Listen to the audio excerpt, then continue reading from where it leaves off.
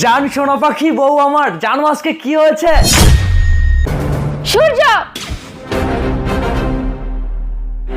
ধর, জড়িয়ে ধর, শক্ত করে জড়িয়ে ধর। এখন আমি আসছি বলে নাটক করতেছিস তাই না?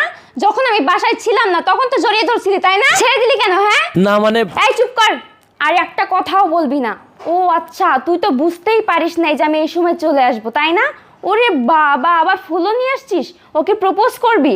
এত ভালোবাসা ওর জন্য? কই আমাকে তো কখনো একটা গোলাপ দেসনি, কখনো তো বলিস না আমাকে যে ভালোবাসি।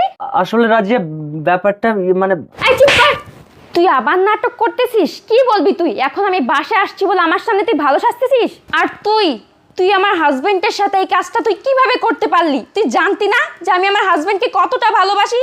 আর একটা কথা বলতো, আমি কি তোকে কখনো বান্ধবী ভেবেছি? ভাবিনি, আমি তোকে বোন ভাবতাম, অনেক ভালোবাসতাম তোকে। কিন্তু তুই শেষ পর্যন্ত আমার সংসারে আগুন জ্বালাতে আসলি। আসলে বান্ধবী, এসব কি কি হচ্ছে আমি কিছুই বুঝতে পারছি না। এই চুপ কর বিয়াদবের বাচ্চা, শাক দিয়ে মাছ ঢাকার চেষ্টা করবি না। তুই এমন একটা ভাব করছিস মনে হয় ভাজা মাছটা উল্টে খেতে জানিস না। এই তো লজ্জা করছে না? তুই জানতি তো আমি তোকে কতটা ভালোবাসি, কতটা বিশ্বাস করি। তারপর তুই আমার গোপনে আমার হাজবেন্ডের সাথে এই কাজটা করতে পারলি? যেই দেখলি যে আমি অফিসে চলে গেছি, এই সুযোগে তুই আমার হাজবেন্ডের সাথে ছি ছি ছি, আর ভাবতে অবাক লাগছে। রাজিয়া আমার কথাটা তো শোনো, তুমি আসলে যেটা দেখেছো সেটা ভুল। আমি বলছি কি হয়েছে। এই চুপ কর, আমি কি আমার নিজের চোখকে অবিশ্বাস করব? কখনোই না। আর আমি আমার নিজের চোখে যা দেখেছি সব সত্যি। আর এগুলা কি, এটাতে কি প্রমাণ হয় না যে তুই ওকে ভালোবাসিস? কই আমাকে তো কখনো গোলাপ ফুল দেসনি, কখনো তো একটাবার বলিস নাই যে আমাকে তুই ভালোবাসিস। আর ওর জন্য তোর এত ভালোবাসা, এতদিন ধরে তুই আমার সাথে সংসার করছিস, অথচ তুই আমার কষ্ট বুঝতে পারিস না। আর তুই কি করে বুঝবি আমার কষ্টটা? তুই তো চাকরি করিস না, সারাদিন বাসায় বসে থাকিস, বসে থেকে তুই এগুলা কাজ করতেছিস। কিন্তু আমি সেই সকাল 8টার সময় কাজে যাই, সারাদিন খাই বা না খাই আমি চাকরি করি, তবু আমি তোকে বলি না যে তুই কাজ কর, কারণ তোর কষ্ট হবে বলে। আমি তোকে অনেক ভালোবাসতাম, অনেক বিশ্বাস করতাম, কিন্তু তুই আমারই ঘরে আমারই বন্ধুর সাথে তুই এগুলো করছিস। আর এই তুই আজকে 1 সপ্তাহ হয়েছে তুই আমাদের বাসায় এসেছিস, এর মধ্যে আমার স্বামীকে তোর ভালো লেগে গেল? তোর যদি আমার স্বামীকে এতই ভালো লেগে থাকে আমাকে বলতে পারতি, আমি দিয়ে দিতাম। কিন্তু তুই, আর এই তোর কি লজ্জা করে না? আমার ইনকামের টাকায় আমার ঘরে বসে গপ গপ করে খাচ্ছিস, একটা চাকরি করার তো মুরুদ নাই, আবার ঘরে বসে এগুলা করিস তাই না? লজ্জা করে না বেশরম? আর শোন, তোকে বলছি, তুই আমার বন্ধু না, আমার শত্রু। তোর মতো বন্ধু আমার কোনো দরকার নেই, বের হয়ে যা, যা বের হয়ে যা। রাজিয়া কি করছো? আমার কথাটা তো শোনো।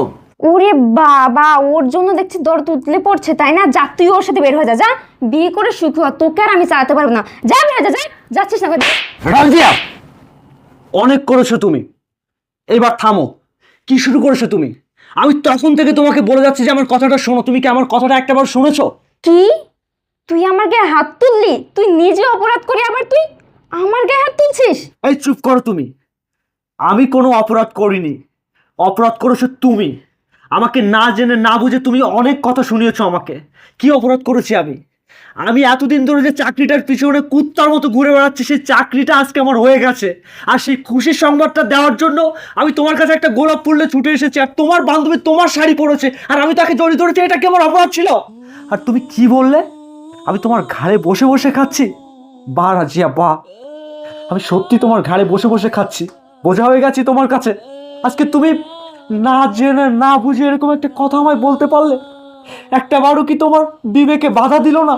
আমি তো চেষ্টা করছি, আমি চেষ্টা করছি, কিন্তু চাকরি না হলে সেটা কি আমার অপরাধ ছিল?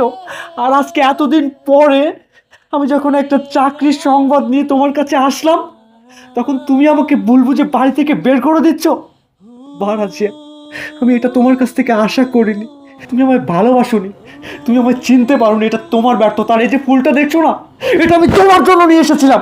বিশ্বাস কর বান্ধবী, আমি গোসল করে তোর শাড়ি পরে ঘর ঝাড়ু দিচ্ছিলাম, উনি হুট করে পিছ থেকে এসে আমাকে জড়িয়ে ধরে সোনা ময়না পাখি বলছিল। এগুলো কি হচ্ছে আমি কিছুই বুঝতে পারছি না।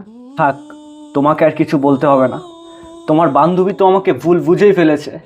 এমনকি ভুল বুঝে সে এমন একটা সিদ্ধান্ত নিয়েছে যে সে আমাকে বাড়ি থেকে বের করে দেবে। তুমি ঠিকই বলেছ, আমার এই বাড়িতে থাকার কোনো যোগ্যতা নেই। আমি এই বাড়ি থেকে চলে যাব।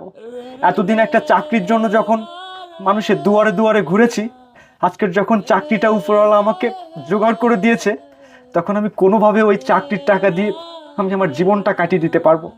তবে আমার একটা আফসোস থেকে গেল, কি জানো রাজিয়া? যাকে আমি আমার জীবনের চাইতে ভালোবেসেছি সে আমার খাবারের খোঁটা পর্যন্ত আজকে দিয়েছে।